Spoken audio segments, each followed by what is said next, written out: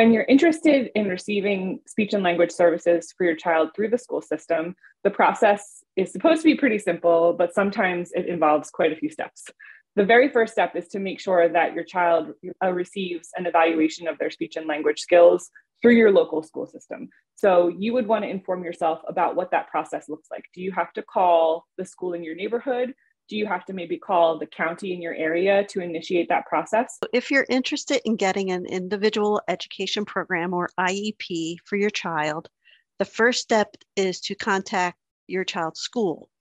And you ask to speak to the special education department or the school's designated special education coordinator. And then you can tell them your concerns about your child's academic progress, and you request an evaluation to determine if they qualify for special education services. You may ask your school to evaluate your child for special education at any time. And this can be done, and I recommend doing it by sending a letter to the principal of your child's school and asking them to do an initial evaluation. I would also recommend that you keep a record of your written or your verbal request. They'll meet with you to discuss what types of evaluations might be needed. What the school do, they have 10 calendar days from the time of your request to send you a permission to evaluate form that you would sign to give permission for your child to be evaluated. If your child is not already in school, then you can talk to your neighborhood school about getting your child evaluated. Sometimes districts will have a child find program where they do screenings on children to recommend if further testing might be needed. If your family is already receiving services from early childhood intervention, then they will help you transition from being in EI services to school-based services. And they start that process before your child reaches the age to enter school. So usually around before your child reaches the age of 3. The school will then test your child in all the areas that are needed. And they'll talk to you about your concerns with your child and developmental history.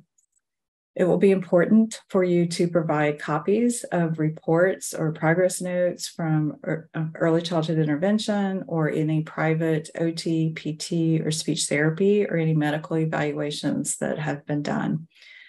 The school district will use all of that information to develop the IEP for your child. The evaluation will include information about your child's skills, their strengths, and their needs. And all evaluations must include a review of the testing and the assessments that were conducted, including the information that you give them as the parent, classroom observations, and observations of teachers and other related personnel.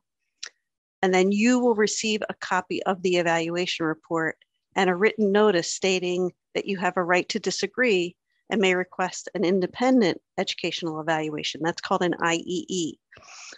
And then a copy of the evaluation report and a summary of the findings must be given to you.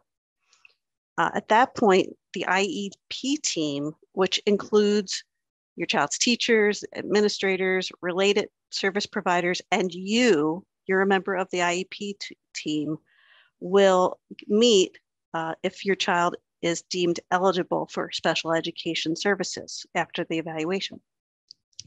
And so you all will, as a team, develop the IEP together, and it will include a description of all the programs and services necessary to help your child make progress in school.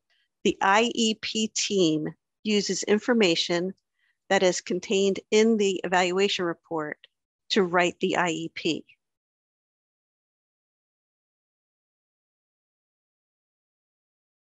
To get the most out of an IEP meeting, there are a few things you can do as a parent. First of all, be an active participant in the IEP process. Attend all meetings and share your thoughts and your concerns about your child's education. Also, know your rights and your child's rights.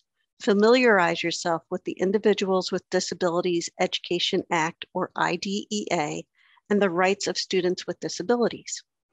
I also encourage you to understand your child's strengths and challenges and provide input about your child's academic, social, and emotional needs, and share that information about their strengths and challenges with the rest of the IEP team. Most out of an IEP is definitely a process that requires a little bit of advocacy, often on the part of the parent, the family, and sometimes the professionals who are working with the child inside and outside of the school. So some things that I recommend often to parents in terms of maximizing apraxia of speech treatment in the schools is that we like to have our kids be seen multiple times a week. And that can be tricky because a lot of schools will base their services for children on the school schedule or a particular schedule that they like to follow for children, like maybe 2 times a week for 30 minutes. Well, sometimes we want our children with CAS to be seen 3 or 4 times a week. We can offer ideas to the school, like instead of seeing our child for 45 minutes twice a week, can we do 4 20-minute sessions and spread that therapy out across multiple days? A lot of schools now are doing something called speedy speech, where they, instead of spending a lot of time traveling from the speech therapy office to the classroom and back, they'll instead just meet with a child right outside or right within the classroom and get the most out of their 10 or 15 minutes by reducing that movement between spaces. I encourage you to collaborate with other members of the IEP team. Work together with the teachers and the SLPs, the administrators, and other professionals to develop appropriate goals and strategies for your child. And lastly, follow up regularly. Stay in communication with the IEP team and monitor your child's progress to ensure that the plan that they have put in place is effective and appropriate. Anything that you think would be able to be done to increase the amount of treatment and the amount of high quality treatment that your child can get in school, you want to make sure that you get that documented right in your IEP. So you ask for it, you discuss it at your meeting, and it gets written right in there. If it's not written, it didn't happen, and that's a legal document. So you want it to all be documented right in the pages of your IEP.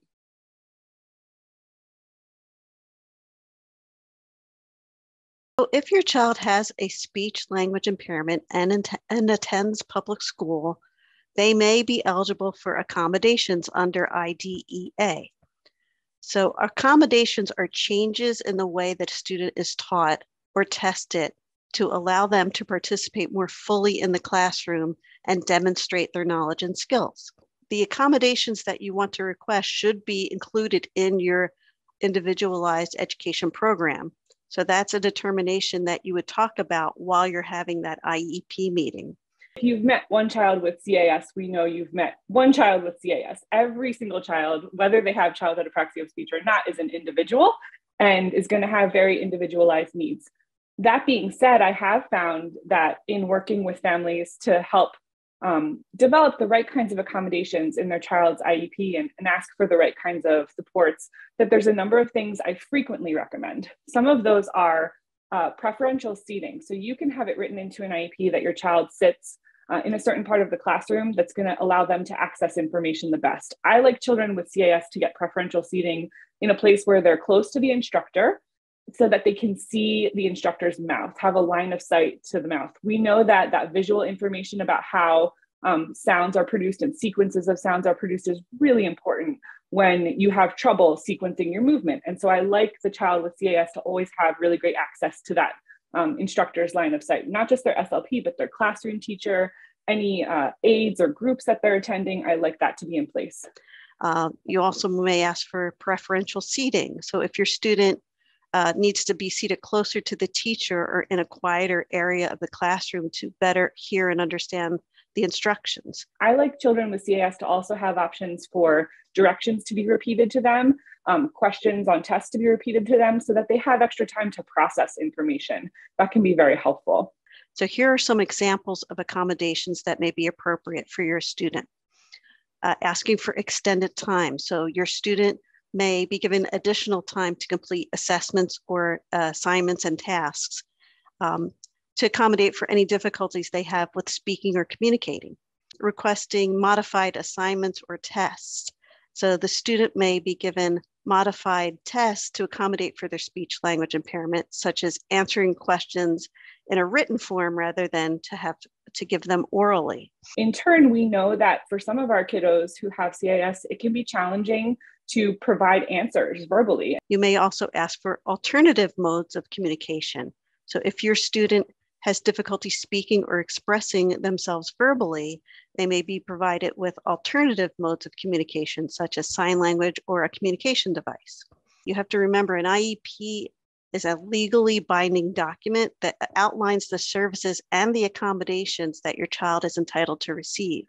So by working collaboratively with the rest of the IEP team, you can help to ensure that your child receives the support that they need to succeed in school. Thank you so much to our Praxi Kids Bootcamp graduate SLPs for all of that helpful information. These are just a few of the questions that families bring up frequently. There is a lot more to an IEP, and we recognize what an important part of your child's journey that school-based services and the IEP actually are. So to help families navigate the IEP process a little easier, Apraxia Kids has developed a brand new interactive resource called the IEP Roadmap. This tool will provide users with detailed information, including where to start, how to prepare for an IEP meeting, a glossary of terms, explanation of the various parts of an IEP, what your rights as a parent are, and ways to advocate for your child's needs, and so much more. In fact, we are so excited to share this incredible new resource with you that we have to share this sneak peek first. This is just one small sample of the new IEP roadmap. Our initial goal was to develop a simple one-page resource or checklist to help families prepare for an IEP meeting. But our team quickly realized that we can do more, and we did. This project was developed by a small group of a few Apraxia Kids staff members and some incredibly dedicated volunteers, including parents and professionals from different perspectives across the country. We met every week for 6 months and worked hard to consolidate and explain the IEP process in a more digestible and manageable way for families to navigate. We want to educate and empower you to be the best advocate for your Apraxia star. We hope you're as excited as we are for this new resource, so watch your email and social media for the big reveal announcement. We can't wait. But in the meantime, you can scan this QR code to go to our parent portal for our existing IEP resource guide, which includes frequently asked questions, how to prepare for an IEP, appropriate accommodations, resources, a webinar on advocating for your child, and an IEP glossary. Again, stay tuned for the launch of our new IEP roadmap, but until then, thank you so much for watching.